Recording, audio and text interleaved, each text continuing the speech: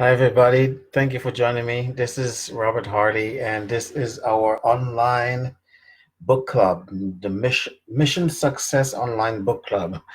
And this is we're going through the reading, going through the book, The Science of Getting Rich, and today it's chapter 3.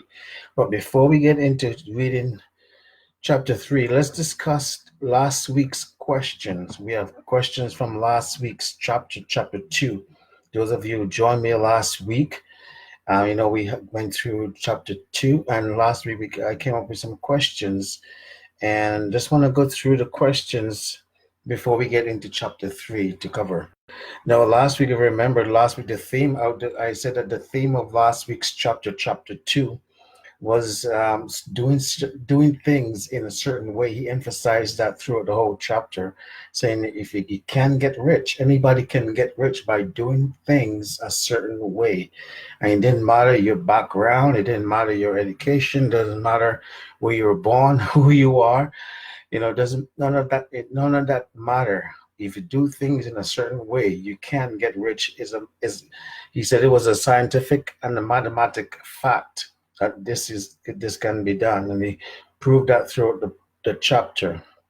So last week I came up with some questions, 3 questions that I just hope everybody had a chance to review the questions.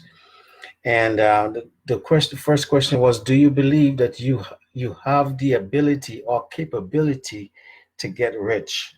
So for me personally, that for me is a resounding yes. I do believe that I have the ability and the capability to get rich, to be rich. Um, so not only do I believe that that I have the right to be rich, or that I was endowed with the right to be rich. I also believe that I have the ability and the capability of becoming rich, becoming a billionaire, a millionaire, multi-millionaire, a multi-billionaire. Believe that I do have the ability to do that. Hi, Jesse. Thanks for joining me. Thank you, brother. Thank you for joining. So glad you're here. The second question is, do you believe that you are smart enough to get rich? Now, this might seem similar to question one, but question one dealt with more of ability, your gifts and talent. This one deals with more of your smart. You think you're smart enough. Deals more with your intelligence. Um, your intelligence. So, do you think that you're smart enough to get rich? Now, for me personally, I would say that again, a resounding yes. I think that as Wallace said in chapter 2, he says, if you're smart enough to understand what you're reading when you're reading this chapter, then you're smart enough to get rich. And now I'm smart enough to understand what he was saying in that chapter. So yes, I think I have the enough intelligence to get rich. So not only do I believe that I have the right to be rich, not only do I believe that I have the capability of being rich, I also believe that I have the enough intelligence to be rich. So that would be my answer to that question. Now, the last question uh, is, what do you think is holding you back from becoming rich? Now, that was a really thought-provoking uh, question, a very thought-provoking question. Those one of these questions that we all need to ask ourselves, especially if you're not rich, like I am. I need to ask myself this question too. It's a very thought-provoking, very soul-searching type of question. You have to kind of search your soul. Like, yeah, what is holding me back from becoming rich? Really, what's holding me back? And from reading the book, and also from listening to people like Bob Proctor. I listen to Bob Proctor a lot, and Jim Rohn, Les Brown. I think what's holding me back personally, I can't speak for everybody who's watching this video, but for me personally, I think one of the things that are holding me back is up here, my mindset. My mindset, because at the end of the day, it comes down to the mindset, the way you think, the way you perceive things, the way you know, way your subconscious mind is programmed. So it comes down to the mindset. For me personally, again, I can't speak for you. I only can speak for myself in regards to this answering this question on a personal level. I believe that one of the things that are holding me back personally from becoming rich as I know that I am capable of and believe that I'm capable of and believe that I have the right to be rich. I mean, rich, rich beyond my wildest dream and imagination. The one of the thing that I believe is holding me back personally is my mindset. That's why I'm so and also my own personal growth and development, which also deals with your mindset, goes back to your mindset. So it's all come down to the mindset and everything. So that's why I'm so adamant in changing my mindset. I'm in the process of changing. I'm in the process of working on my mindset, changing the way I think. I'm constantly changing. Caught myself, even just as recently as today, I kind of caught myself in thinking the wrong type of thinking, where money is concerned, where, uh, and just looking at my bank account and looking at the bills that I have to pay, and then again, it's kind of correcting my thought, say, no, I'm a millionaire, I'm rich, stop thinking in terms of lack and not enough. Stop. I have to correct myself and say, stop thinking in terms like that. You're rich, you're prosperous. Don't let your bank account determine the way you think and believe it's what's capable for you, and what you can afford and what you can't afford, you know, and what you can and can do financially. Don't let that your bank account determine that. Just as recently today, I was talking to myself like that. Don't let your bank account determine what you can and cannot do, what you believe yourself can do and accomplish.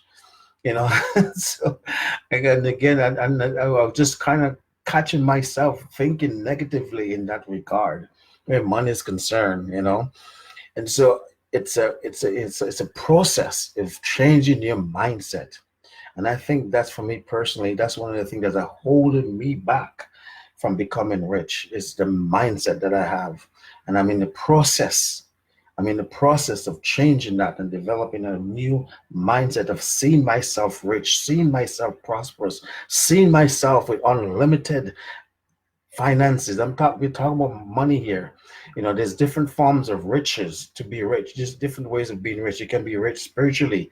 You can be rich health, the ways your health is concerned. You can be rich in it socially, you know. But we're talking about being rich financially, because you know what? If you're rich financially, it also affects other areas of your life. You'll be rich where health is concerned. You can be rich where other things, because it will affect other areas of your life too. Anyways, so that's my answer to that question. So those were the three questions. I hope that helped you. I hope you guys will take time to answer these questions, take time to answer them personally. I'm just doing it as a way of discussion, because this is a book club and we're here to interact with each other. Jesse, if you like to, feel free to jot down any comments that you want. Let this be an interaction of a discussion. So, anyways, let's go on to chapter 3 of the book, The Science of Getting Rich. We're on to chapter 3. Though chapter 3, the title of chapter 3 is called Is Opportunity Monopolized? Is Opportunity Monopolized? Monopolize. Excuse me. Okay, let's start. No man is kept poor because opportunity has been taken away from him, because other people have monopolized the wealth and have put a fence around it. You may be shut off from engaging in business in certain lines, but there are other channels open to you. Probably it would be hard for you to go, no, hard for you to get control of any of the great railroads system. That field is pretty well monopolized, but the electric railway business is still in its infancy and offer plenty of scope for enterprise. And it will be but a very few years until traffic and transportation through the air will become a great industry, and in its branches will give employment to hundreds of thousands and perhaps millions of people. Why not turn your attention to the development of aerial transportation instead of competing with J.J. Hill and others for a chance in the steam railway world? Sorry, railway world. It's quite true that if you are a workman in in the employ of the Steel Trust, you have very little chance of becoming the owner of the plant in which you work. But it is also true that if you will commence to act in a certain way, you can soon leave the employ of the Steel Trust. You can buy a farm of of from 10 to 40 acres and engage in business as a producer of good stuff, of food stuff. There is great opportunity at this time for men who will live upon small tracts of land and cultivate the same intensively. Such men, the same intensively. Such men will certainly get rich. You may say that it is impossible for you to get the land, but I am going to prove to you that it is not impossible, and that you can certainly get a farm if you will go to work in a certain way. At different periods in the tides of opportunity sets in different directions according to the needs of the whole and the particular stage of social evolution which has been reached. At present in America, it is set in towards agriculture and the allied industries and professions. Today, opportunity is open before the factory worker in his line. It is open before the businessman who supplies the farmer more more before more than before the one who supplies the factory worker, and before the professional man who waits upon the farmer more than before the one who serves the working class. There is abundance of opportunity for the man who will go with the tide instead of trying to swim against it. So the factory worker, either as individuals or as a class, are not deprived of opportunity. The workers are not being kept down by their masters. They are not being ground by the trust and combination of capital. As a class, they are where they are because they do not do things in a certain way. If the worker of America if the workers of America choose to do so, they could follow the example of their brothers in Belgium and other countries and establish great department stores and corporation and cooperative industries. They could select or elect men of their own class to office and pass laws favoring the development of such cooperative industries, and in a few years they could take peaceable possession of the industrial field. The working class may become the master class whenever they will begin to be to, with sorry. We just start over again. The working class may become the master class whenever they will begin to do things in a certain way.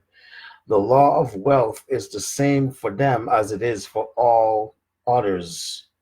This they must learn, and they will remain where they are as long as they continue to do things they do continue to do as they do. The individual worker, however, is not held down by the ignorance or the mental slothfulness of his class. He can follow the tide of opportunity to riches, and this book will tell him how.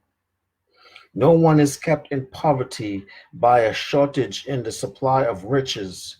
There is more than enough for all. A palace as large as the capital of Washington might be built for every family on earth from the building material in the United States alone.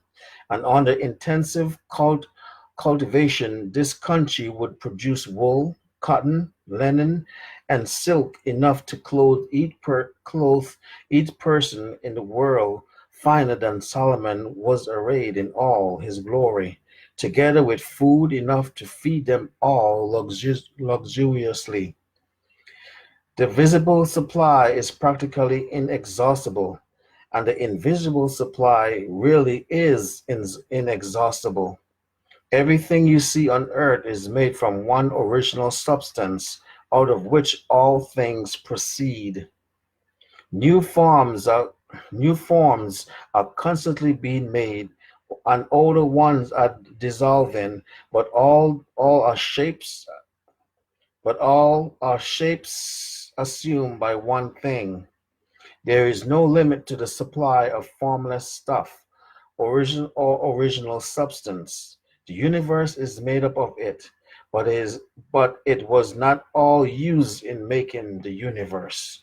The spaces in, through, and between the forms of the visible universe are permeated and filled with the original substance. With the formless stuff, with the raw material of all things, 10,000 times as 10 times as much as has been made might still be made, and even we should not have exhausted the supply of universal raw material. No man therefore is poor because nature is poor, or because there's not enough to go around.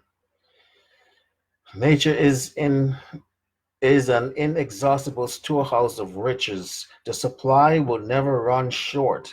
Original substance is alive with creative energy and is constantly producing more forms. When the supply of building material is exhausted, more will produce more will be produced. When the soil is exhausted, so that foodstuff and materials for clothing will no longer grow upon it, it will be renewed, or more soil will be made. When all the gold and silver has been dug from the earth, if man is still in need, is still if man is in such a stage of social development that he needs gold and silver, more will be produced from the formless. The formless stuff respond to the needs of man.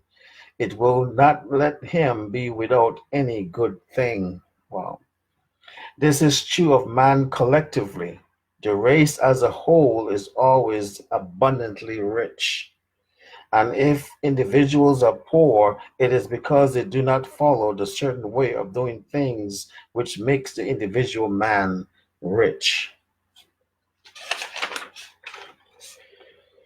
The formless stuff is intelligent. It is stuff which thinks, it is alive, and it always impels towards more life.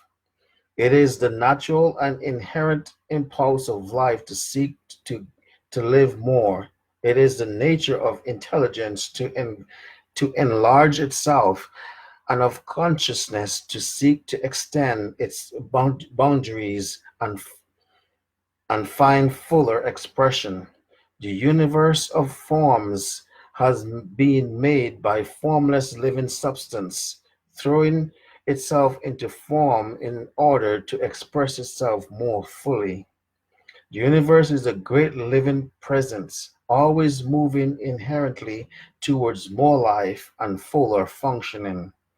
Nature is formed for the advancement of life.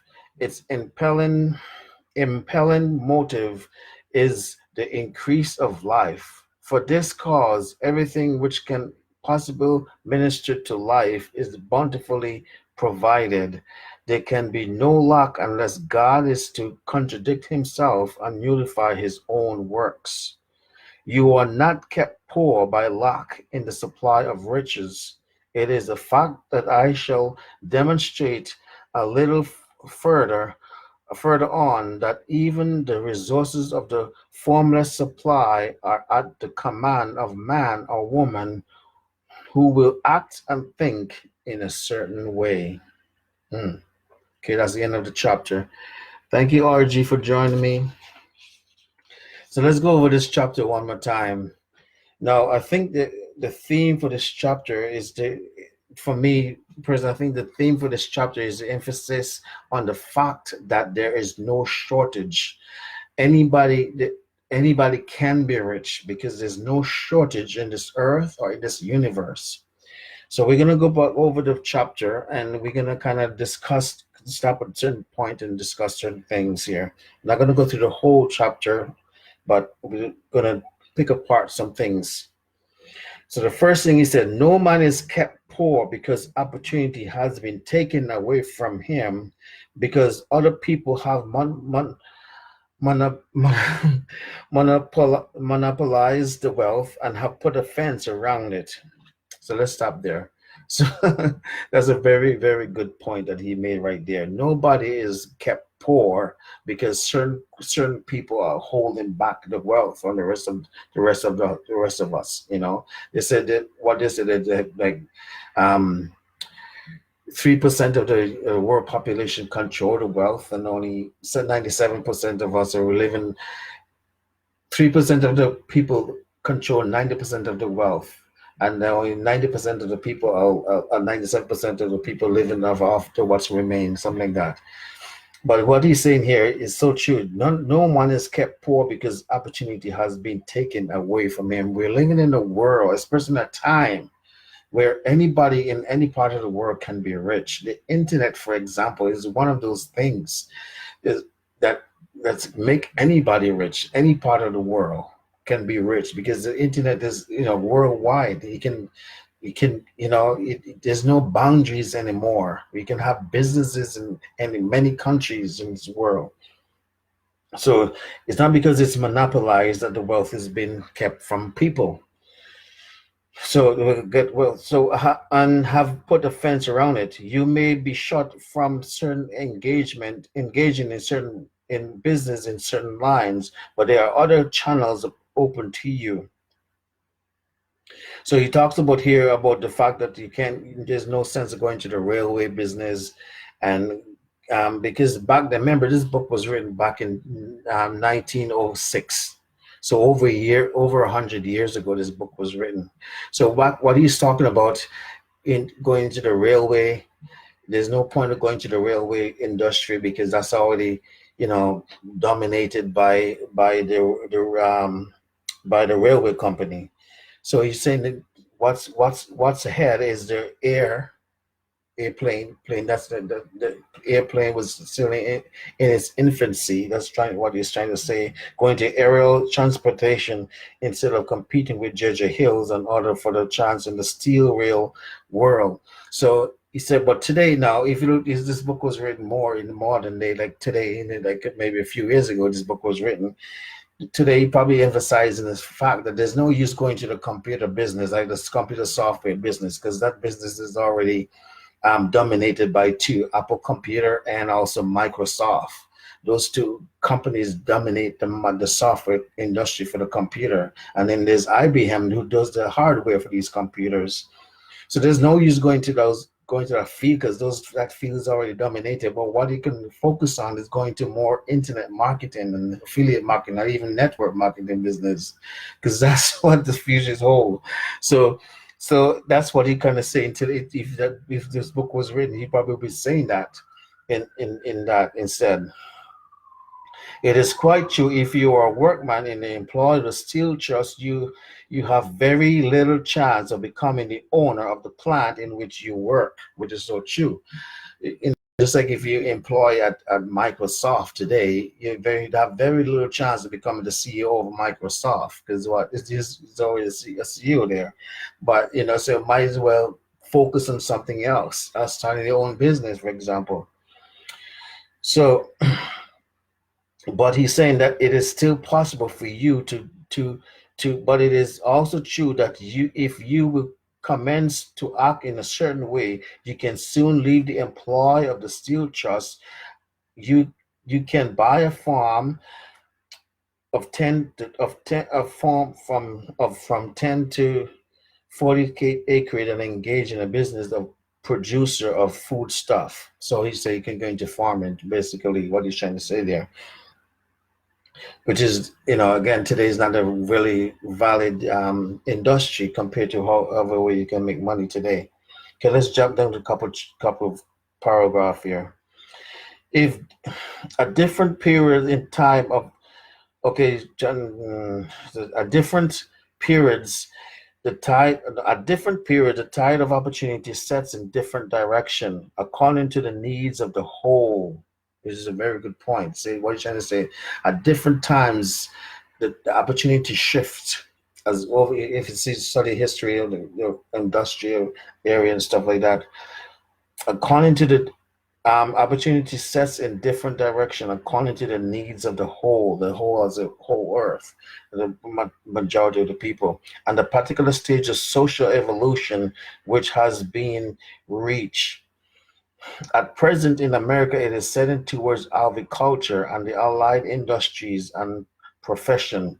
But again, this book was written over 100 years ago, so he's talking about back then. But today, present in America, I think today that it's on the internet, internet marketing and affiliate marketing and network marketing. That's where the industry, that's where the opportunities are today. Um, Becoming self-employed and stuff. So today, opportunities is open before the factory worker in his line. So today, again, that's true back then, but today's true. Today, we can say today the opportunities are open to people in whatever field you are in. Opportunities are open up. Opportunities are there for you to take advantage of and to become rich. It is open before the businessman who supplies the farmer more than before the one who supplies the factory worker. There is abundance of opportunity for the man who will go with the tide instead of trying to swim against it. So you got to figure out where the industries are going, where the, as he said, has he put it, where the at different periods of tide of opportunity sets in different directions. You need to know what the tide of opportunity are set or going ahead and get and take advantage of it and go with the flow instead of going against it. That he's trying to say. So the factory worker, either as individual or as a class, are not deprived of opportunity. The workers are not being kept down by their masters. They are not being grounded by the trust and combination of capital. As a class, they are where they are because they do not do things in a certain way. If the workers of America choose to do so, they could follow the example of their brothers in Belgium and other countries and establish great department stores and cooperative industries. So I like what he's saying about that. The factories, no one is being kept down. People come up with excuses on why they're not successful, why they're not rich, and why they're not getting ahead. And they say, "Oh, because of the government who's in power, because of my boss, because of my supervisor, because of whoever." They want to blame everybody else but themselves. To say, people have a long list of blaming people for things. I think it was Jim Rohn. He said he had a list. He had a list of why he wasn't successful. And at the age of 25, he had a list of why things wasn't working out for him. And his mentor said one thing to him. He said, "Oh, there's only one problem I see with your list." And he said, "What's that?" He said, "You're not on it." You're not on that list.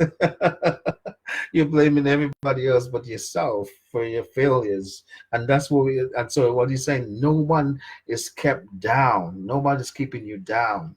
No one's been kept down because of lack of opportunity.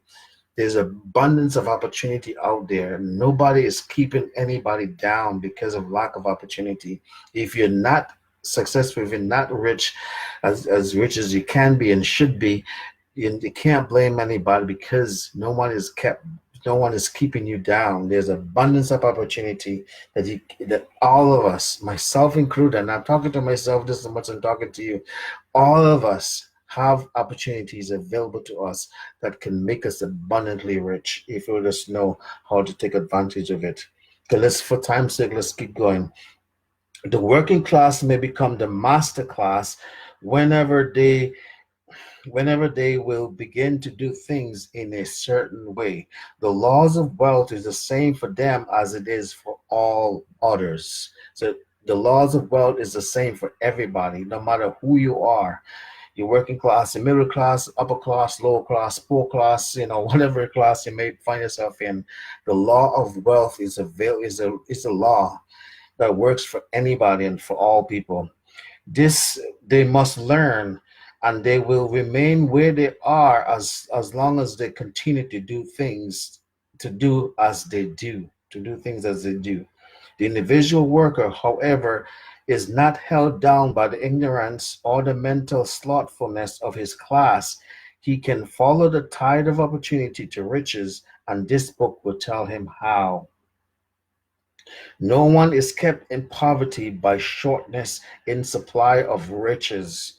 There is more than enough for all. Oh, I want to emphasize that so much because that's one of the things that mentality people have. Some people think that it's wrong to be rich because look, if I'm rich, that means somebody's going to have to go without because there's not enough for us. There's not enough to go on for all of us to be rich. And some people do have the kind of mentality out there. They don't think there's enough to go around for all of us to be rich, and they think that, and that's the reason why they have a problem with people who are rich because they think that they're holding all the stuff, and that's why there's not enough for all of us to go around.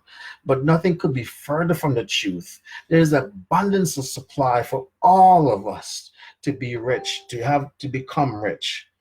you know there's enough for all.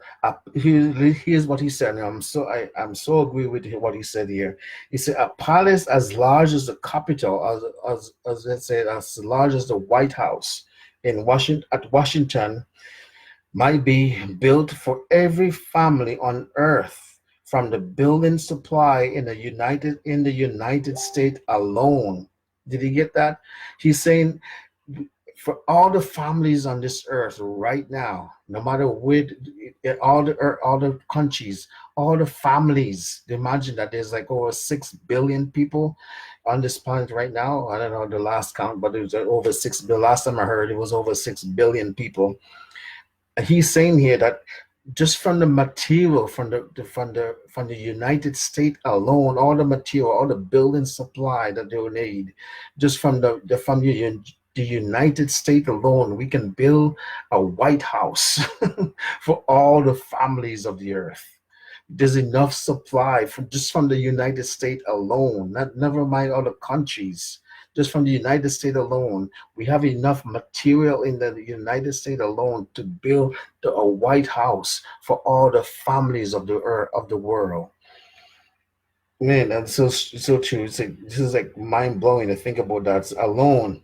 And on the intensive cultivation, this country would produce wool, cotton, linen, and silk enough to clothe each person in the world, finer than Solomon in all his glory, together with food enough to feed them luxuriously. So he said not only there's enough material to build a White House for all the families in the world, but there's enough food available for feed everybody in a luxurious way. Everybody can have all the food that they ever want. There's not enough. There's no reason for anybody to go without, to go in lack, especially where food and material things are concerned, because there's enough. There's enough for all of us. That's what he's emphasizing here. Now, so he goes going to what he's talking about here now. The visible supply is practically inexhaustible, and the invisible supply is inexhaustible. So he's trying to say there's a visible supply of things, that the material, the things that we can see and touch and feel, but there's also an invisible supply out there in the universe, an invisible supply that is inexhaustible. It can't exhaustible that it exhausts that invisible supply, that invisible out there in the universe. He's saying you can't exhaust that. You can't exhaust the visible, what we can see, touch, and feel, like this wall right here. I'm touching this wall and touching my computer, my book. These are material things. You can the visible things, but there's a supply of invisible supply out there too that is also inexhaustible. Hmm. I'm trying to hurry up, kind of go fast because of time. I'm already done, but new forms are constantly being made, and older ones are dissolving, but all are shapes assumed by one thing. Okay, let's there is no limit to the supply of formless stuff or original substance.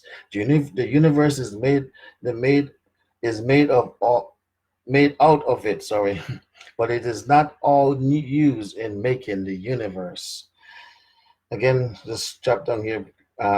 No man therefore is poor because nature is poor, and or because there is not enough to go around. See, no nobody is poor because nature is poor, or there's not enough for us to go around so all of us can be rich. There's no that's a lie. That's a lie if you think that. If you think that there's not enough to go around for all of us to get rich, or just nature, there's not enough in nature itself for all of us to get rich, cast that away. That's a lie.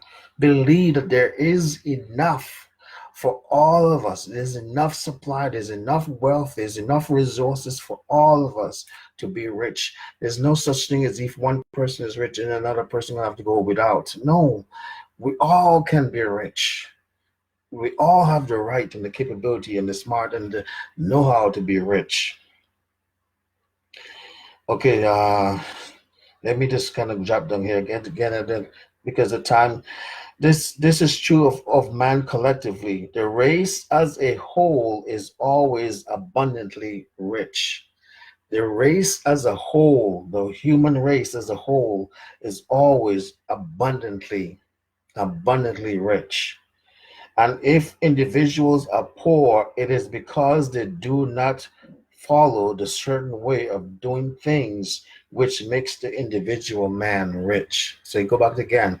If man as a collective species on this earth, collectively we are abundantly rich. But individually, if you're not rich, it's because you're not doing things in a certain way which will make you rich. That's what he's trying to say. Again, because of time, we're going to continue going forward.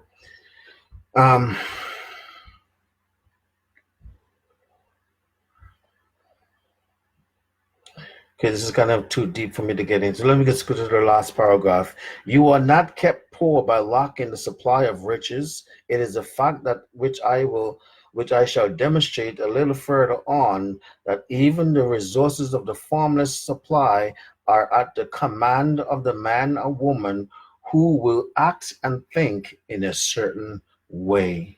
So to wrap up tonight's book club, the bottom line is that no one is kept poor because opportunities is being kept away from him. We have abundance of opportunity.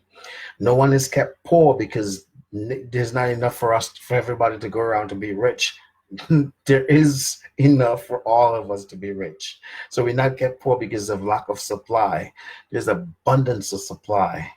Okay, so no one's kept poor, and no one's kept poor because people are holding you back or holding you down. No, the reason why you're not rich or you're poor is because you're not doing things in a certain way which will guarantee you becoming rich.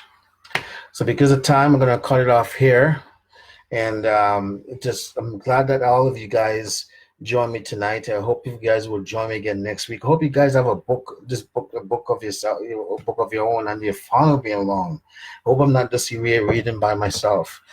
If you don't have a copy of the book, the signs of getting rich yet, please go out and buy one. You can get one on Amazon, or you can go to your local library, which is what I did. This is actually a library book. So go to your local library and see if you can pick up one from your local library, and join me next week for read along. Next week we're going to chapter 4 of this book. Okay. Anyway, this is Robert Harley. Until next time, God bless you. I love you. Peace.